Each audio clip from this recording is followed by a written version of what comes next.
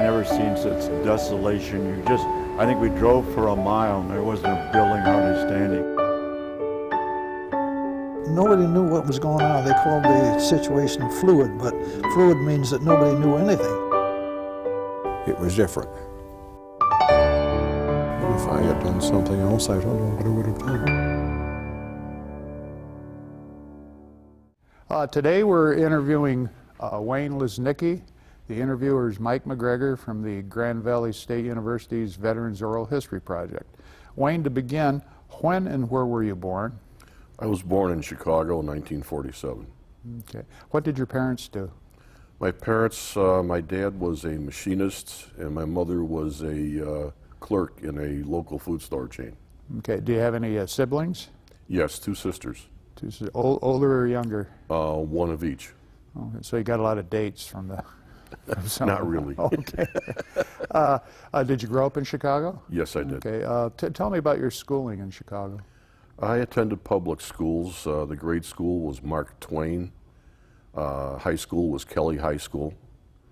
I graduated Mark Twain in 1961, and I left Kelly in 1964. Okay. And when you got out of, when you graduated from high school, what did you do? I left high school. I left high school to join the Marines. Okay, join the Marines. What prompted you to join the Marines? They're the best. The best, okay. Why did you want to go into the service? I just wanted to get away from some issues in the neighborhood and at home. Okay, so you joined the Marines, and when did you join the Marines? What month? October 1964. October 1964. And where did you do your basic training? San Diego. San Diego. Explain the process of going from Chicago to San Diego and your reception in San Diego. Went down to the recruiting station on the date I was supposed to report. Got there, it was about 08:30. We spent the whole day there, just sitting around the recruiting station except for meals. Then they put us on a bus. It was around 17:30. We went out to O'Hare Airport and I had my first airplane ride of my life. Landed at San Diego, exited the aircraft, got into the terminal, and there was this sharp spit-shine Marine waiting for us. And I'm not going to use the same terminology that he used, but we were told in no uncertain terms to shut up, spit out the gum, put out the cigarettes, and get in the line by that vehicle over there. And stand there and don't say a word. Okay. What was your reaction to that? Oh boy, here it goes. Okay, so then you go, was it a bus or? It was a small pickup truck with a cover on the back. Okay, how many were in your group? If I remember correctly, there was about 10 of us. Okay, so you're by the pickup truck, then what happens? He had us all get in the back. He drove us to the receiving center at the recruit depot there. And we were told, again, I'll keep the language clean, to get out of the vehicle. And he wanted to see nothing but people moving quickly and get on those yellow footprints. You will stand at the position of attention. You will not talk. You will not smoke. You will not eyeball the area. Okay, so how long were you there then? In the yellow footprints? Yeah. I would venture to say about an hour before they had us go inside. Okay. Okay, then you went inside. What happened? A lot of screaming and yelling by other spit-polished Marines. That's where we went through taking all our civilian attire and any what they would have called contraband and packing it up and sending it home. We went into the shower. We had 2 minutes to shower and shave. I forgot to mention that that's when we got what they called our bucket issue. All your shaving gear, your towels, your shower shoes, that type of stuff. And it was in a galvanized, I think it was 2.5 or 3 gallon bucket. Okay. The bucket stayed with you all through recruit training. You would sit on it, use it to clean things. Quite handy tool. Okay, were you issued uniforms then at that time, or? We received our first pair of trousers, your skivvies, your socks, the web belt, our cover, and we were given a yellow sweatshirt. And yellow, what did the yellow designate? That let everybody know that you were a newbie. Okay. Okay, were you processed any other way with physicals or aptitude testing and that type of thing? That came later. Okay. Okay, so now you're at this reception area, then what happens to you? They had us just doing all sorts of busy tasks, cleaning the floor, swabbing it, running the floor buffer over it. Finally, a couple of drill instructors showed up and they herded us to morning chow. We were up all night. Okay.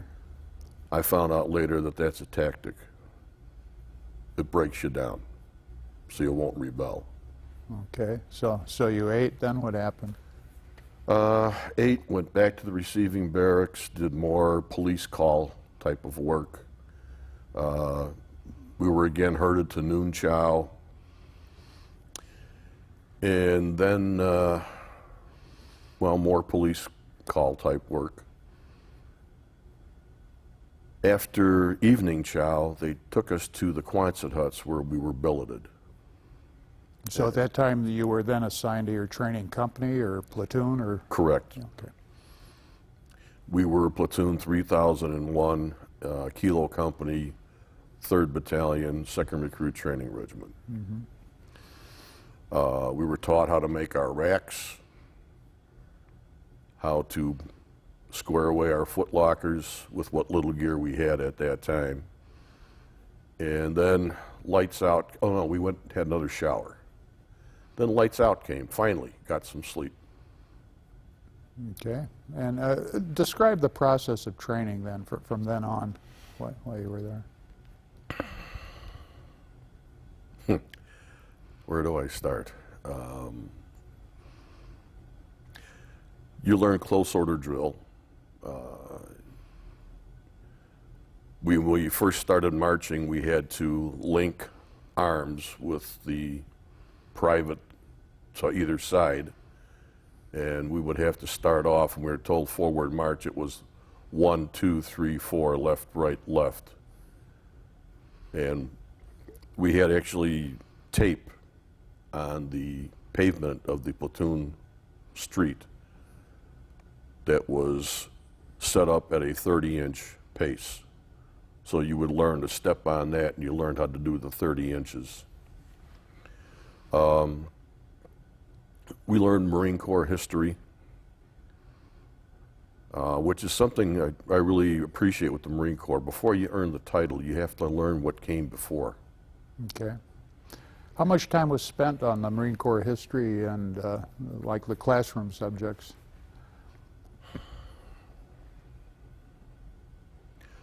I would say roughly 1/3 of the time, unless, well, not being at the rifle range. Okay. Rifle range was a different story. So about 1/3 of the time of training prior to the rifle range, it was classroom, history. What other subjects did they talk about? History, you'll learn the nomenclature and the operation of your M14 rifle, first aid, hygiene,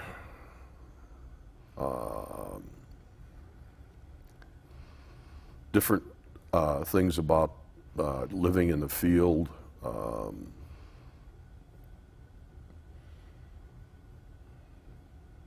I think that about covers it. Okay. Did they have any courses on the Uniform Code of Military Justice and that type of thing? The Uniform Code of Military Justice, we were marched to a building where there was a loudspeaker and there was a taped presentation of the UCMJ. Okay. And the main thing was what an Article 15 or an Article 31 and general courts martial, things like that. Okay.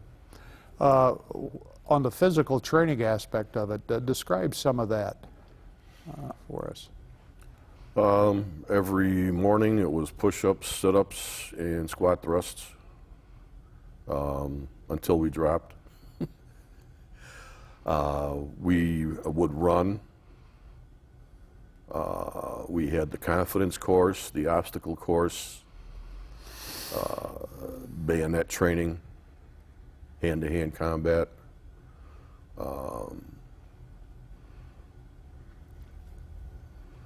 How did you find the physical aspects of training? Was it difficult for you or pretty easy?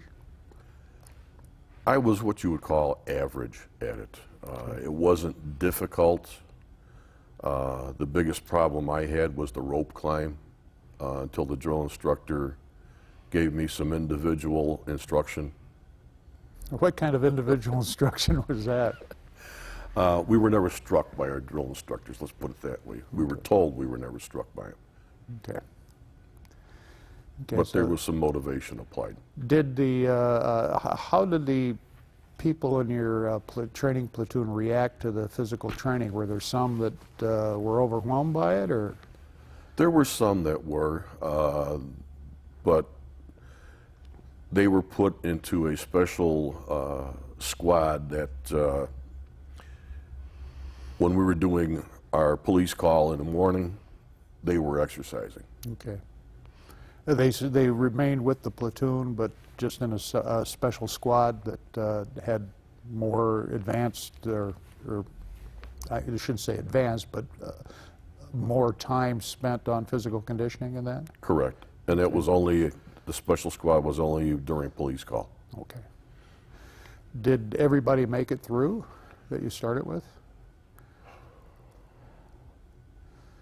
Yes, we had 100% in our graduation class, or graduation day. Now, I want to just go back just a second. When you enlisted in the Marines, did you just join the Marines, or did you join with a specific specialty in mind, or? I just joined. You just joined, okay. And when during the basic process did you take your aptitude testing and that type of thing? If I remember right, it was around the 3rd week. Okay. And were then towards the end, okay, now you're spending your time at the Recruit Training Center in San Diego, the classroom, the physical stuff. Then you went to the rifle range. Explain that process to me. The rifle range was 3 weeks. The first week was getting familiar with firing the rifle. The second week, we learned the different positions we were going to fire from, and we did some practice firing, live firing. The third week, again, was snapping in. Snapping in is you get into the position and then you squeeze the trigger, but you're not using live ammo.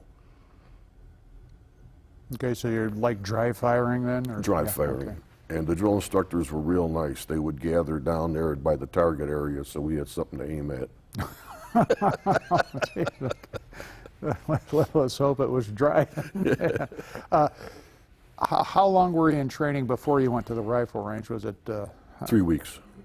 You were at the rifle range for 3 weeks, but. And we were in our rifle range started in our 4th week of training. Okay, okay. So you train for 3 weeks, preparatory. Then you go to the rifle range for 3 weeks, and you shoot. And at the range, then was that the time in your last week? Was that when you qualified with the weapon? The last week was qualification. It was a very strange day. We were supposed to qualify in the morning, and there was a heavy fog obscuring the targets even from the 200-meter line. So we had to stand down, and it was afternoon chow. We went back, and we were able to go through the qualification process. That was something. That was Christmas Eve, 1964. And one of the things the drill instructors told us was we could have our families send packages of goodies. But packages were forbidden while you were in recruit training. But we could have our families send it, and if we took the range, we could enjoy the goodies. Well, we finished up qualification.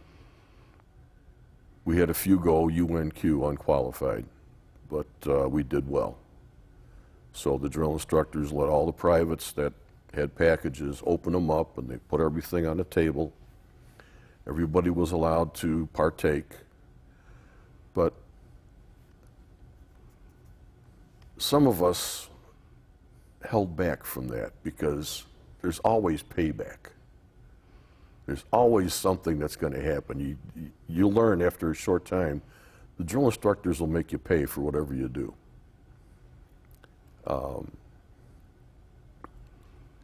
One private received a box of cigars. And us privates that smoked figured, hey, when the smoking lamp is lit, we might get a chance to have a cigar. Well, a little while later, the drill instructors lit the smoking lamp, and they had the non-smokers smoke the cigars. And the one sight I'll never forget, there was a private that was, he was a black man, non-smoker. Seeing him turn green was just unbelievable. Following day was Christmas. That's holiday pattern in boot camp is you stand down to a degree, but we had to clean our weapons. We washed our rifles, getting all the carbon out of them. We packed up because the following day, on Sunday, we were going back to San Diego. Again, there was a nice big turkey dinner on Christmas Day. We were allowed to hit the pogey bait, the goodies that were sent from home. And again, I didn't want to do it. I knew something was going to come up, and it did. The following day, to get to the trucks that took us back to San Diego, we had to go about 4 miles down the beach from Stewart Mesa, where the rifle range was. Was that in Camp Pendleton? Camp Pendleton. Okay. To Camp Del Mar. We had a double time all the way down the beach. In the sand. In the sand. So the chocolate chip cookies may have had a brief time inside someone. There were a few of the privates that were falling out, getting ill, and then having to run to catch up. Okay. How many were in your platoon, in your training platoon? 70. Okay. So you had about 3 or 4 weeks of training. You went to the rifle range for 3 weeks, and you go back to San Diego. And how much longer were you in training then? 4 more weeks. 4 more weeks. It was total was 13 weeks. 13 weeks, okay. So now you get back to San Diego, and what did your training consist of then? Well, our first week back from San Diego, we were put on mess duty. Everybody has to serve 1 week of mess duty in recruit training. After that, we had more classroom work, more close order drill. We were fitted for our dress uniforms. The drill instructors kind of backed off at this point. They weren't quite as hard or harsh because we were coming along. We were earning the title. We were close to it. There was more, I don't know if I mentioned, there was more classroom work. Our final physical, well, there were two different physicals we had to go through. One was the standard push-ups, sit-ups, 40-yard dash. When you say physical, you mean pull-ups. physical fitness test? Correct. Okay. And then there was the physical readiness test. What did that consist of? You were wearing full pack, full field gear, pack, helmet, rifle. You had to do the fireman's carry, that's carry a wounded, allegedly wounded private. I think it was 40 yards. You had advance by fire and maneuver, which was running, crawling, and jumping an 8-foot ditch. There was a 18-foot rope you had to climb. There was a simulated hill climb. I think it was 120 steps. And then there was a 3-mile run. Were these events all timed, or could you do them? They're all timed, and you have to do them properly. Okay. How did your platoon do on that? We did well. We took that one also. There's a competition for a lot of the things we do in recruit training. Okay. So your platoon, everybody accomplished it within the specified times? And Yes. that? Okay, good. Okay. When, during your training process, then, did you learn what your job in the Marines was going to be? You don't learn that until well after infantry training. Okay. Okay, so now you finished your basic training. Then you have, then the Marines call it ITR? Correct, Infantry Training Regiment. Okay, so you go, now where was that held at? That was at Camp San Onofre, Camp Pendleton. Okay, and what did that consist of? Learning how to fire the automatic weapons, having demonstrations of the 3.5-inch rocket launcher, the 60-millimeter mortar, the M79 grenade launcher. We threw the M26 frag? What? I can't remember the exact designation of it. Hand grenades, yeah. Frag grenades. Learned about the white phosphorus, learned about the smoke grenades. When you say learned about, did you actually use them then, or did you just have, they talked to you conceptually about it? They taught it to us, but we did not have to use them. The frags, yes, we did the frags. We learned infantry tactics, fire team, squad, platoon, company. Fire team consisted of 3 riflemen and an automatic rifleman. The automatic rifleman, during ITR, carried the Browning automatic rifle. We used the M1 in infantry training. Oh, okay, you used the M14 in basic, and you qualified with that, but you used the M1 in infantry Correct. training then, okay. Correct. We all had to fire the BAR. We all fired the .30 caliber. We were shown the Ma Deuce, but we never had to fire that. I wish I could have.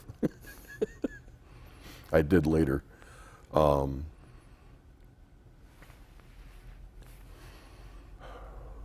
We also participated in, we learned how to do vertical envelopment also. We learned how to ride in helicopters, how to deploy once you hit the ground. We took part in a war game, Operation Silver Lance. We were part of the aggressor force.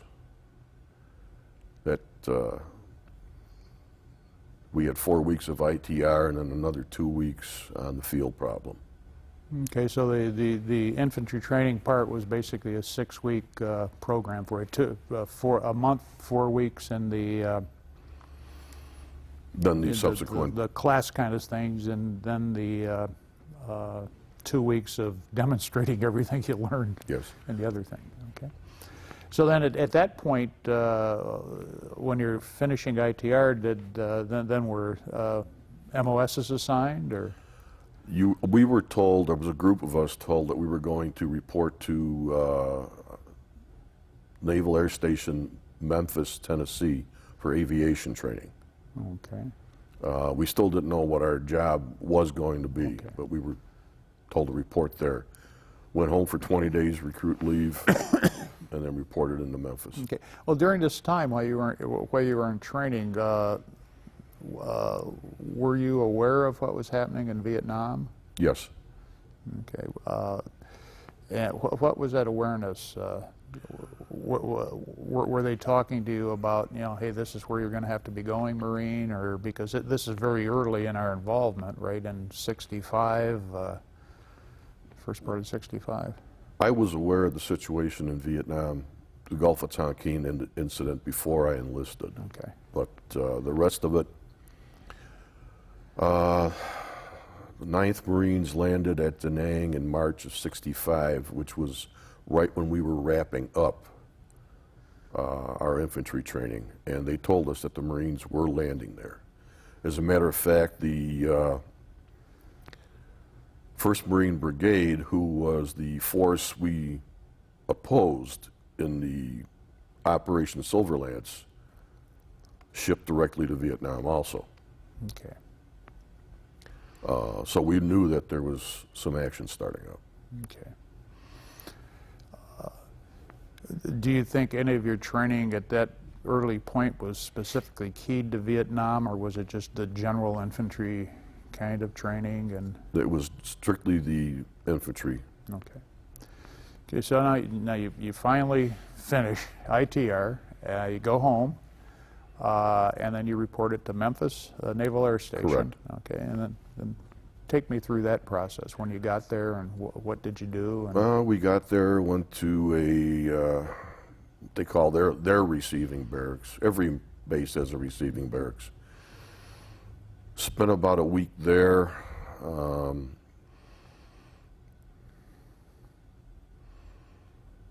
We were then put through a series of tests and asked if we had any, they explained all the different jobs that were open to us.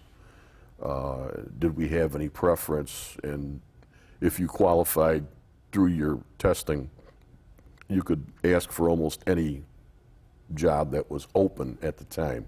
okay. And what kind of jobs were those? Oh gosh, parachute riggers, aircraft mechanics, hydraulic mechanics, sheet metal men. There was a special school for helicopters. There was air traffic control. There was electronics. There was quite a So basically all the jobs to support aircraft unit. right. Okay. And what jobs did you qualify for on the testing? Actually, I qualified for anything I wanted. Oh, really? Okay, that's great. So what field did you pick then? I wanted to be just a mechanic because I wanted to have a chance, hopefully, to get to work on helicopters.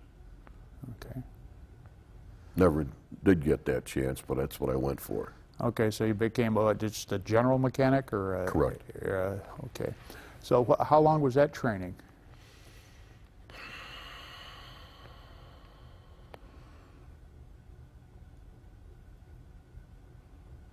About 3 months. Okay. And what kinds of things did they teach you to repair and to be a mechanic on? We learned how to use a drill, how to use a file,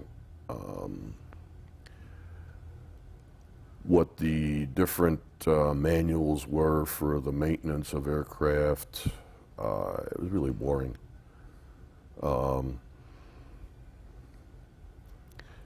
We also learned how to be an air crewman. Went through simulated parachute jumps. There was another exercise where we were in a parachute harness over a swimming pool, and we were swung back and forth, and all of a sudden you're told to hit the release and you fall into the water.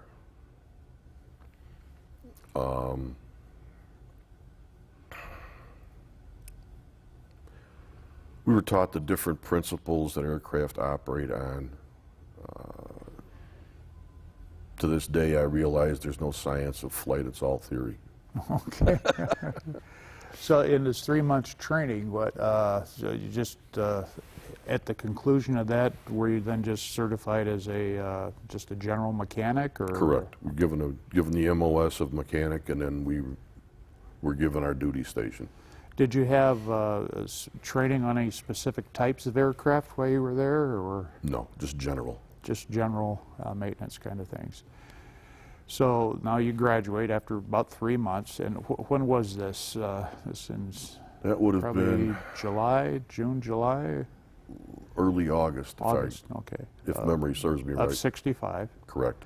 and now you got a duty station. What duty station were you assigned to? Cherry Point, North Carolina. Okay. So you went to Cherry Point, and what unit were you assigned to then? I was assigned initially to VMFA 323, and they were shipping out to Westpac.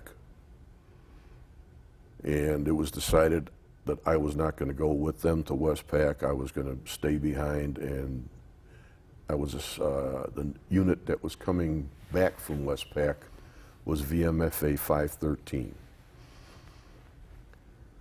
So I was with 513 until So the unit you originally went to was shipping out, and being the new guy, they said, well, you stay here, and the unit they replaced or whatever came in, and then you were then the Right. 13, right? Okay. So how long were you at Cherry Point then, and what were you doing? regular mechanic work, regular maintenance work. On what types of aircraft? The Phantom F4B. Okay. I think it was January. The word came down that they were looking for volunteers to go to Vietnam. This is January 1966. Correct. Oh, okay. And I jumped at it. Why did you volunteer to go to Vietnam? That's where the action was.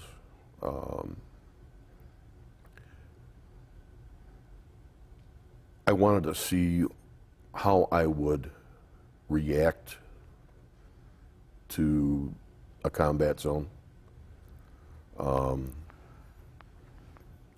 So I want to go. Now the unit that the unit that you were with that had redeployed from Westpac, were they in Vietnam or were they somewhere else? They were with the initial landing in Vietnam. Okay. And what kinds of stories were the returning people saying, or what kind of information did they give you about Vietnam? They all talked about Da Nang Air Base and the night it got hit.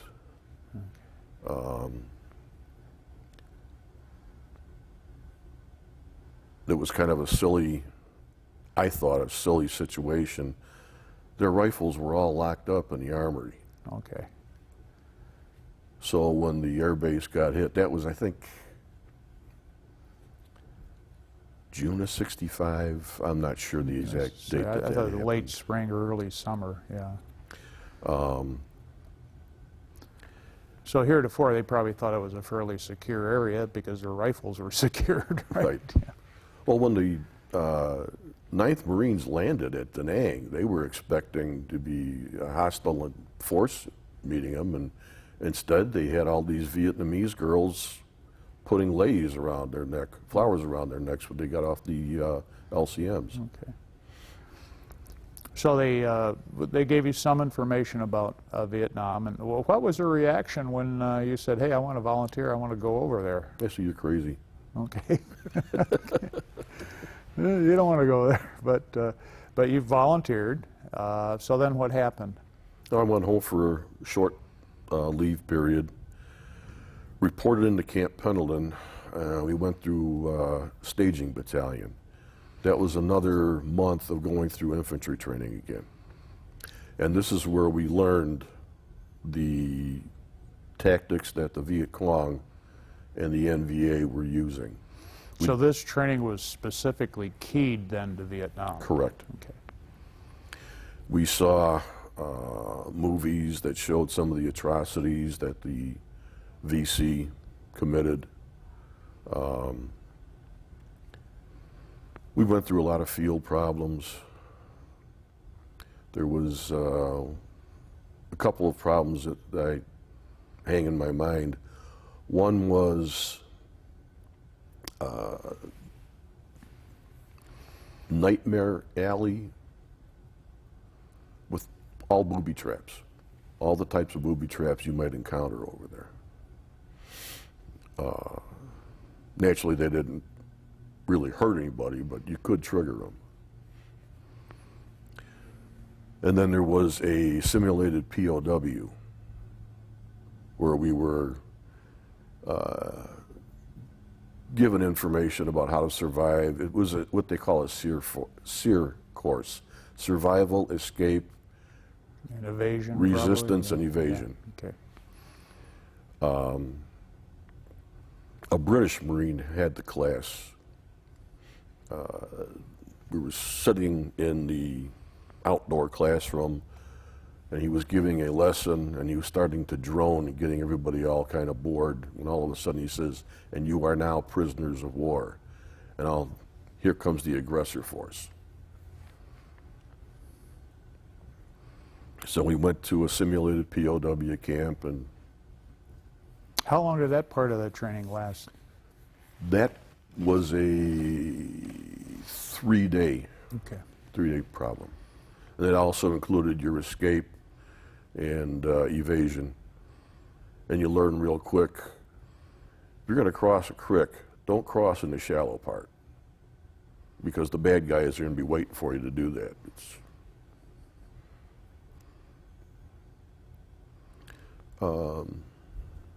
Then we had another night field problem that was pretty good. Three of us wanted to scope out the aggressor force. We were making our way down the creek bed,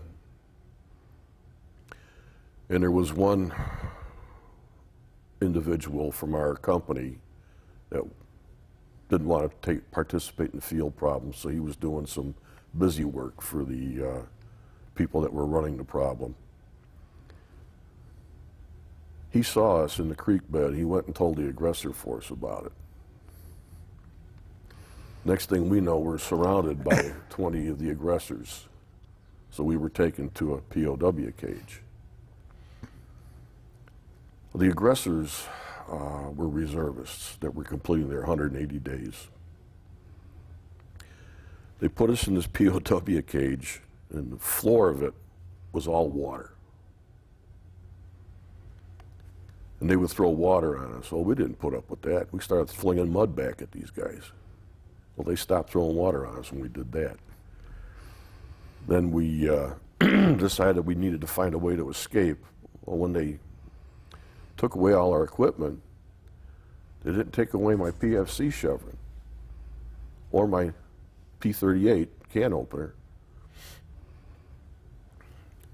So I handed my chevrons to one of the other Marines. I said, let's start scraping at this wood, the wooden posts that support the chicken wire. So we got the wood all worked up real loose, took out our matches, set it on fire. The matches still worked even though you were in the water and were drenched? Right. We had our cigarettes in plastic cases. Okay. Well, the sergeant that was in charge of that went berserk. I'll have you charged with destroying government property. Okay, Sergeant, just tell my captain, and I'm sure he'll want to listen to you. We were just trying to escape. Did you escape? Or, They cut us loose and let us go back to our outfit, our company. Okay. Now, during this extra month of training to prepare you for Vietnam, were you having any second thoughts? What am I getting into? Or No, Oh, not okay. really. I think the worst part of that whole thing was when we had to do a simulated abandoned ship and we had to swim the length of a swimming pool. I forget how far it was. We were the last company to go through this exercise. It was a nighttime exercise. And you have to use your own pack and helmet. You were given equipment to use. Well, by the time we got it, this equipment was waterlogged. It was kind of hard getting across that pool. Made it, but it wasn't too easy. I can imagine. Okay, so that month concludes, and then you shipped right out to Vietnam then, or? Right, we boarded an aircraft. I'm trying to remember now. Is that the one that stopped in Hawaii, or is that the one that's... Yeah. We did a quick stop in Hawaii for the aircraft to refuel. It was an Air Force, I forget the designation. It was a cargo jet. And then we landed in Okinawa. Okay, now the guys that you went through this training with, they were just a composite group. They were going to a lot of different units? Correct. Okay. So you landed in Hawaii, refueled or whatever, and then you landed in Okinawa. And then what happened in Okinawa? Okinawa, we were processed, and we spent about 3 days there drinking beer and waiting to ship out. Now, at this point, did you know what unit you were going to, or No. were you just going as a replacement? I just knew I was going as a replacement. Okay. We left Okinawa. That was a auspicious thing, too. Took off, and I forget the designation of the aircraft. It was the old Air Force cargo plane where you would board through the clamshell doors in the front. Okay. A Globemaster, maybe, or something? I don't know all the names of planes, but... We took off, and I happened to look out the porthole, and the engine was on fire. Okay. Got back to Okinawa pretty quick, and then got on board another aircraft, and they took us down to Da Nang. Okay, so you got, what time of day did you arrive in Da Nang? It had to be around noon. Okay, what was your first impression of Vietnam when you got off the plane? Boy, it was hot. And I noticed that the Da Nang Air Base was pretty doggone busy. A lot of comings and goings. So you got off, and then what happened with you? We had a noon chow, and then we went through processing, and the next thing I knew, I was on an aircraft going to Chu Lai. And Chu Lai was where in relationship to Da Nang? 30 miles south. Okay. Landed at Chu Lai. I had heard that was a bad place. So I says, well, I'm getting what I asked for. What have you heard, what did you hear about Chu Lai before you got there? That it was pretty well contested. It was not a secure area. That the bad guys were taking pot shots and attacking the airfield every now and then. When I got there, we exited the aircraft, and I saw smoke rising in I don't know how many different places. I thought, wow, we just missed an attack. Well, I was wrong. They were burning the... Burning the crap. Right? Yeah. Okay. That's when I was assigned to VMA 214. Okay, and what kind of aircraft did 214? A4 Skyhawk. Skyhawks, okay. And what job did you have then? Once again, I was mechanic. Mechanic, okay. Now, what kind of, what was your workday like as a mechanic there? You'd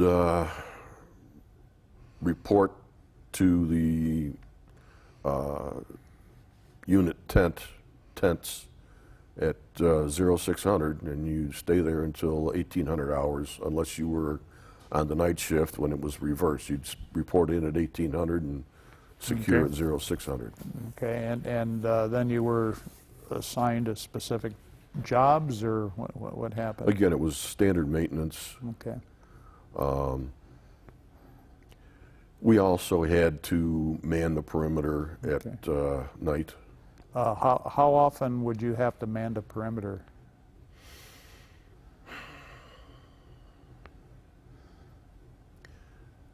Well, the first time, shortly after I got there, I was put on what they call group grunt for about 30 days, and every night we were on the perimeter. Okay. After that, it was about every fourth night. Okay. And what type of weapon did you use? M14. You still had the M14? M14. Sometimes I manned the M60. Right? Okay, but just the M14s there, and man the perimeter. Would all the new guys be in this group grunt for 30 days? And No, I was just lucky. oh, okay. Okay. So every fourth night, how long would you have to be on the perimeter? You were there all night. All night, okay. And what kind of positions were you in? We were in, first we were in fighting holes, and gradually they were constructing bunkers. Okay. Were you two-man holes or? Four-man, a fire team. Okay, a fire team. So you'd be on for 2 hours off or something like that? Yeah, we'd share the watch. We Right. didn't stay up all night. That would have been silly. Anything memorable happen while you were on the perimeter? Because you said that Chu Lai had the reputation of being a contested area and that type of thing, and There were a couple times when we took fire and we Okay. returned it. Yeah.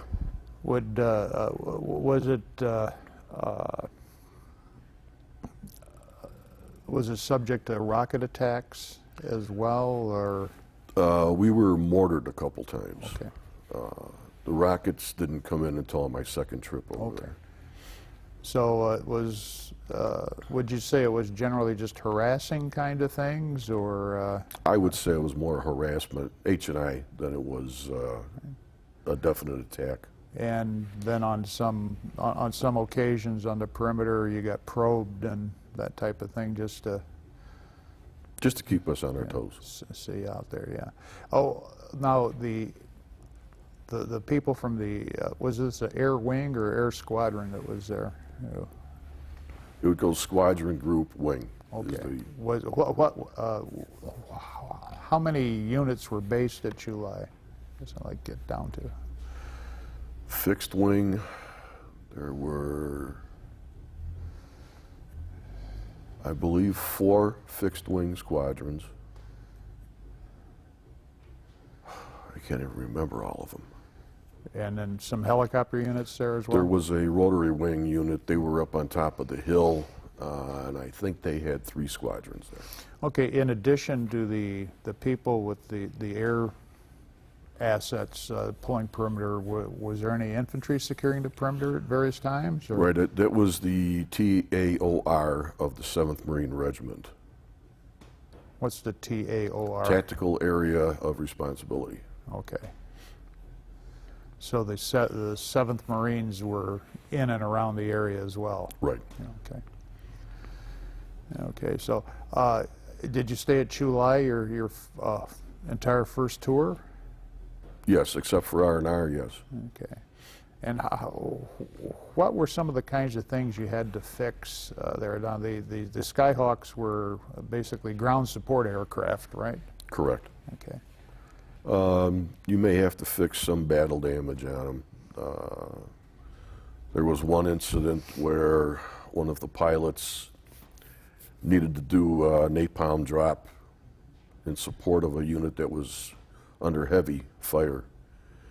And in order to make sure he got the napalm on target, he flew through some trees. Through some trees. Right. Tore the daylights out of that bird,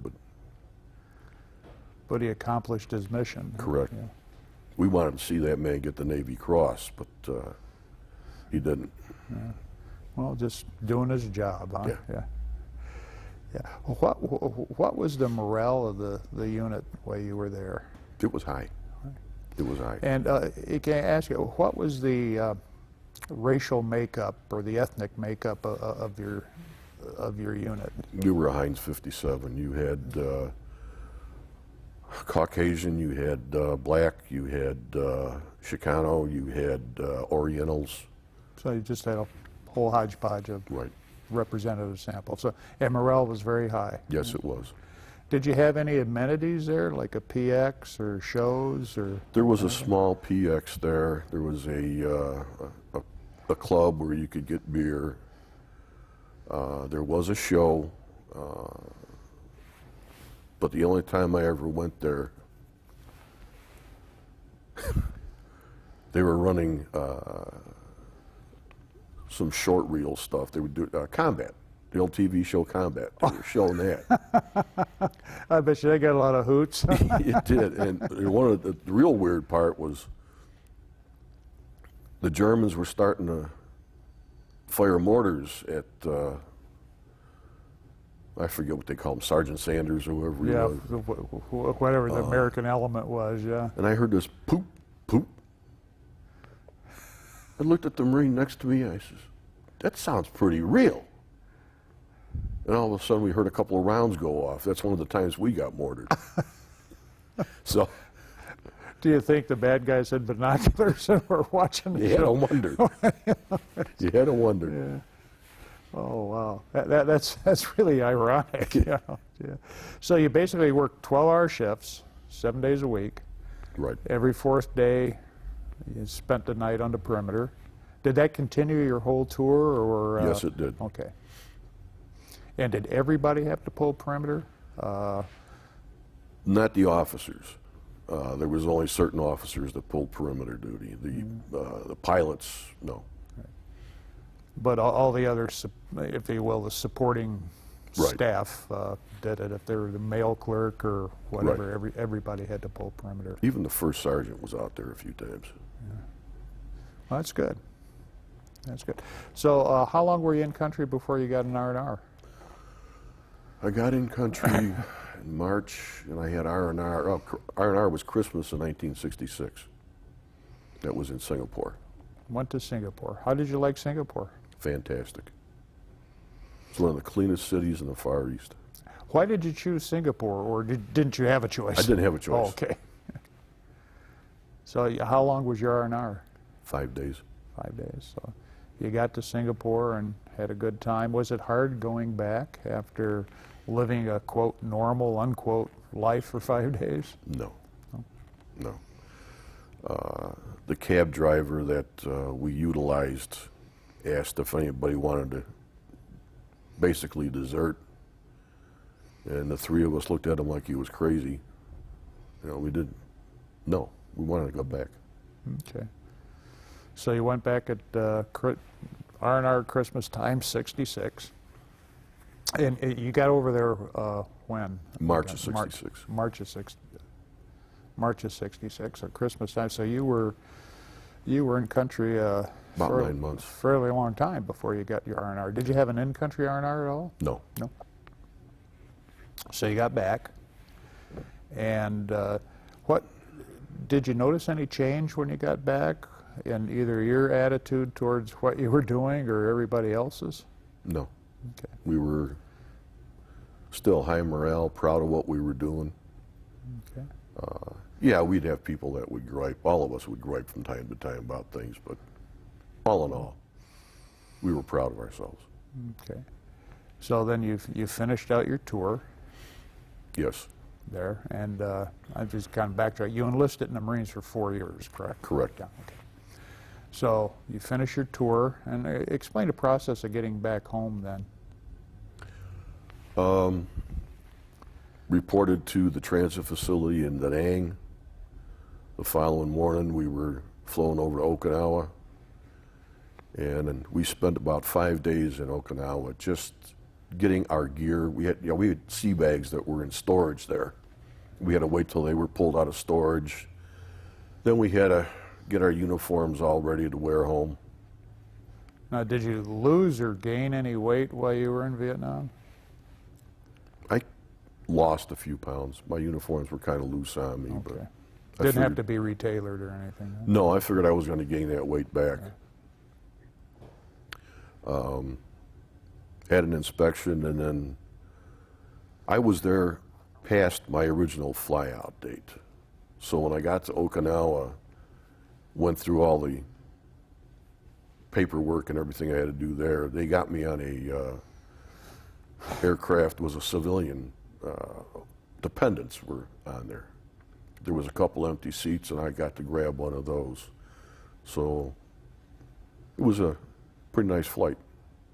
It went directly to Treasure Island, that's up by San Francisco. Mm-hmm. Processed through there, 1, 2, 3, and I was on a bird going home. Okay. How long did you get to go home for? 30 days. Okay. Okay, now this is into early 67, right? It was, yeah, Yeah. May of 67. Yeah, May of 67. Were you aware, either while you were in Vietnam or coming back, of any anti-war protesters? Oh, or yes, we were told protesting? all about that. And what did they tell you about that? Avoid them. Don't Okay. confront them. Okay. When you're home, don't wear your uniform. Which is kind of a bummer, you know. Did you follow that advice, or? Yes, Oh, okay. yes. So you got home for 30 days, and then where were you assigned? Went back to Cherry Point, North Carolina. Okay. And what unit were you with there? MAG 24 VMFA 531, And what did they fly? the Phantoms. The Phantoms, okay. Now you got back to Cherry Point. Were many of the fellows in the unit, were they Vietnam veterans at this time? Or? There were some Vietnam vets there. And what was when you joined that unit? What was the morale there? There was still good morale. Okay. Or many anxious about getting orders for Vietnam, or people asking you specifically about, your impressions and your experiences? There were some that asked, what I thought of it. There were some that were nervous. They didn't really want to go. Others were hoping to get orders. Okay. They kept on volunteering. Okay, so how long were you there at Cherry Point then? That was from, let's see, that would have been late June of 67 to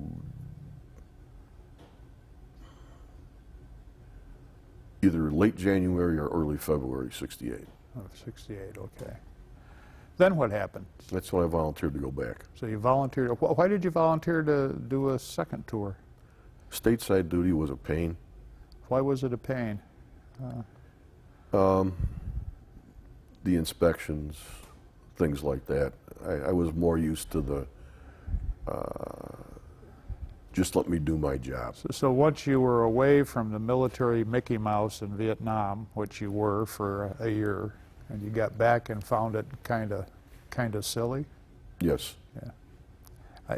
I don't think that's an unusual reaction to a lot of people, that they had that. So you say, geez, this is how we fight the war, so why are you doing all this stuff here? Yeah. That way, so you said, well, I want to go back to Vietnam. Was it hard for you to get reassigned, or? No. As a matter of fact, the career advisory NCO approached me and he says, "Hey, I know you're not too happy here." He says, "I can get your orders to Vietnam." Oh, okay. And he says, "All you have to do is sign the waiver." There was a requirement you had to spend at least a year In the States. in the States before you went back unless you signed the waiver. So I signed the waiver. Okay. And what rank were you at this time? Sergeant. Oh, you were a Sergeant E5, were you? And did you make Sergeant in Vietnam, or? Yes. Okay. Okay, so you signed the waiver, and what happened then? Went home for a few days. Then I reported into Camp Pendleton Staging Battalion again. Did your parents have any anxiety? Say, hey, well, you made it a year. Why are you going back? Or? My mother did. Okay. My dad was a World War II Marine, so he understood. Okay. some of my friends that I no longer associate with, and I was really backing away from them back in Chicago. Didn't understand why I was doing it. Well, you're crazy. Yeah, well, okay, fine. Yeah. Yeah, hard to do. So you went back to the staging battalion. Did you have to repeat the training that you had the first time through, or? We had to repeat, but some of the training had changed. That swim, we didn't have to do that. But we had to do a lot of night field problems.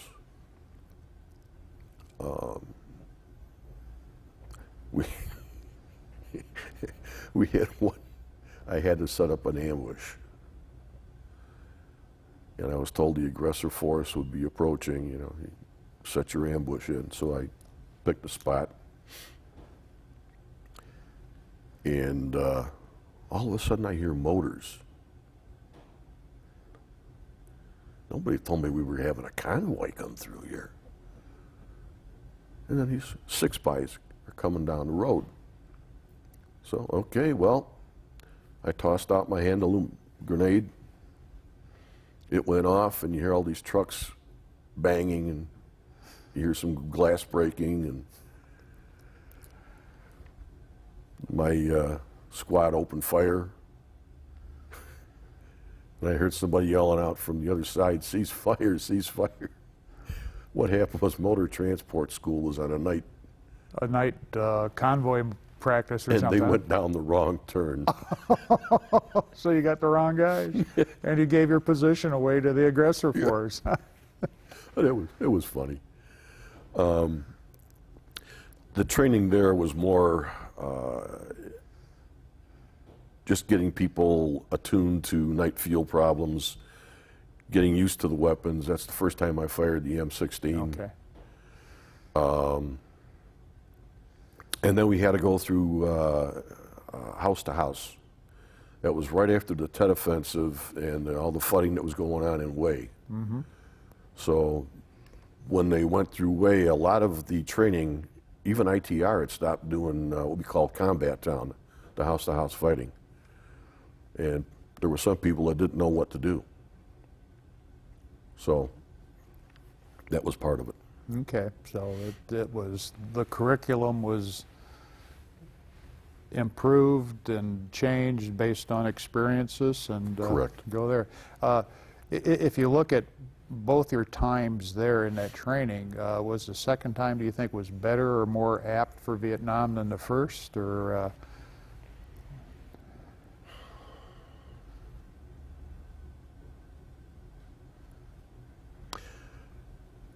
I think the first time it was better because there was more of a motivational. Okay. Like when they showed us the movies about the atrocities and all that was also cut out of. Okay, they didn't the have second that. time. So what was the morale of the guys going through at this time with you? There were quite a few, I shouldn't say quite a few, there were a few of us that were going back for a second trip. So we knew what we were getting into. Now, were any of the Marines in the going through this training that you were with, were any draftees at this There point? were some draftees. They didn't want to go. But as we told them, if you would have got drafted in the Army, you'd be going over here too, so what's the difference? Yeah.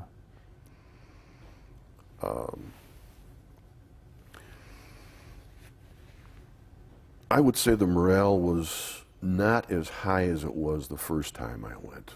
Okay, it's about 2 years separate then, Right. so it changed somewhat.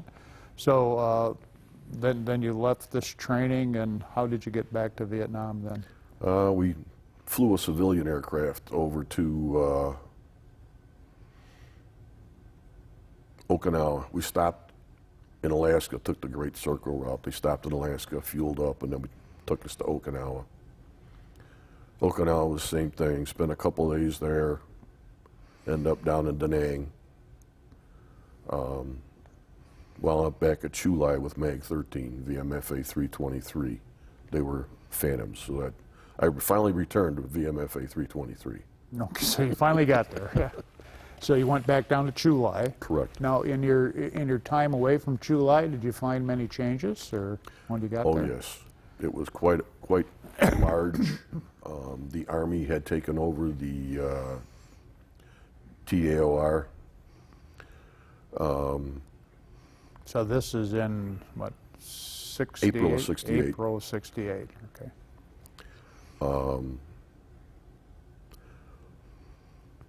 I think it was right after I got there. We were called together and they separated. All the black Marines were taken here and all the other Marines were over here. And that's when we found out that Dr. King had been assassinated. Okay.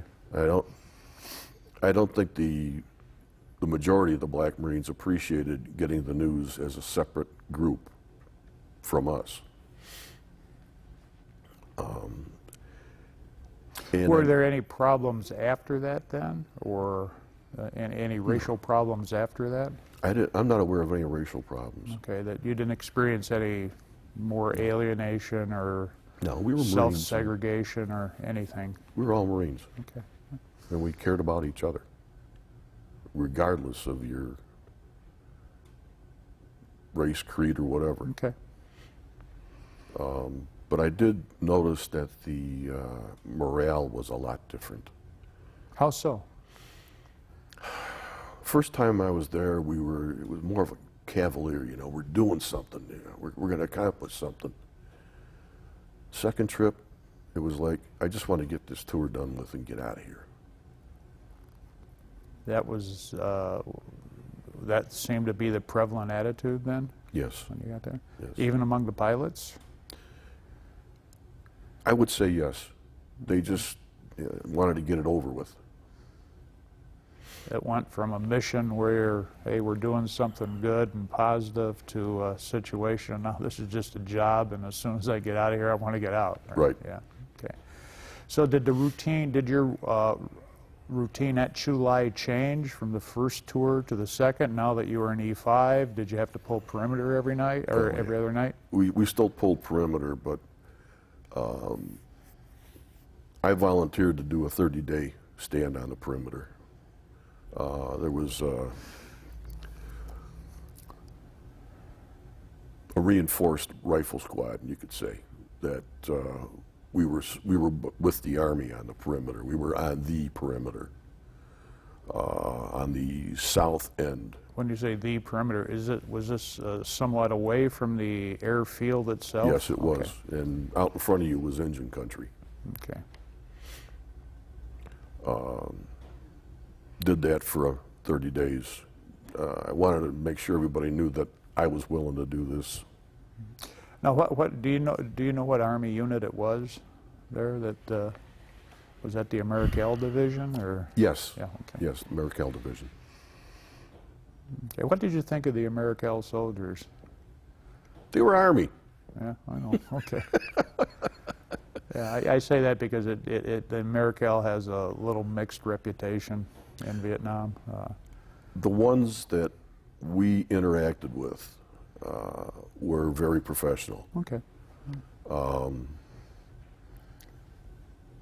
Were they doing the same job that the 7th Marine Regiment did?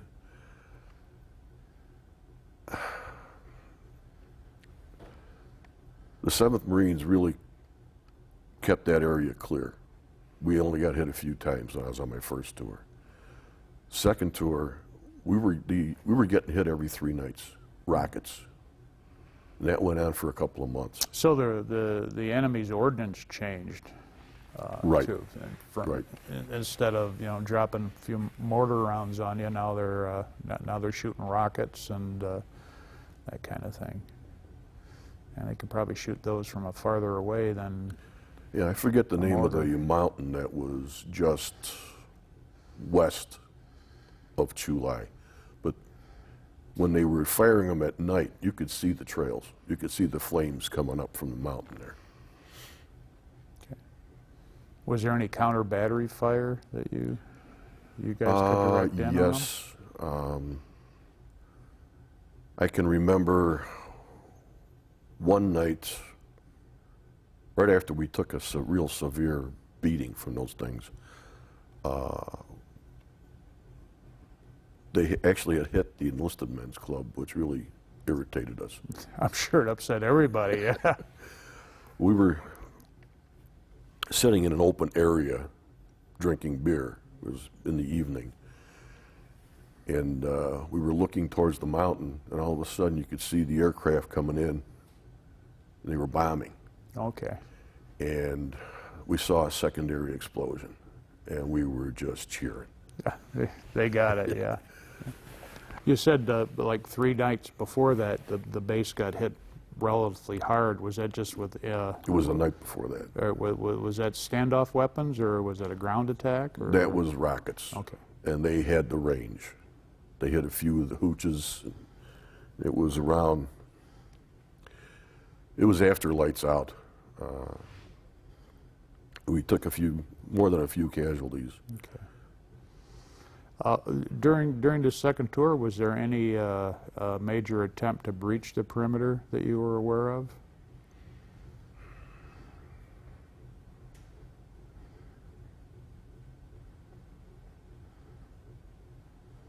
As far as a major attack, I think the only one that happened was during the Tet Offensive. Okay, Other than that, so that was before your time, Right. Yeah, because after Tet, the NVA forces in I Corps, took a severe beating. So Yes. they were regrouping and that kind of thing. So it was nothing really major.